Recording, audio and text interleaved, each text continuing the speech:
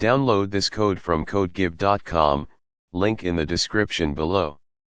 Understanding and fixing cannot read property of null/undefined in JavaScript, js1.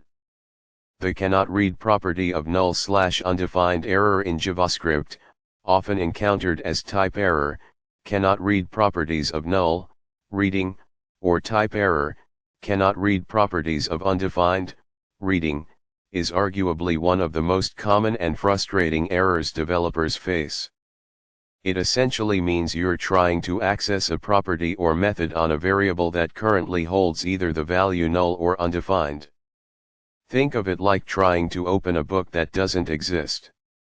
This comprehensive tutorial will delve into the reasons why this error occurs, how to debug it effectively, and various techniques to prevent it from happening in your code. We'll use code examples throughout to illustrate the concepts. 1. What do null and undefined mean?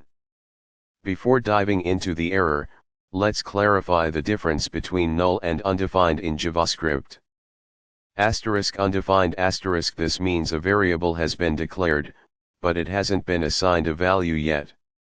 It's the default value a variable takes when you haven't explicitly given it one.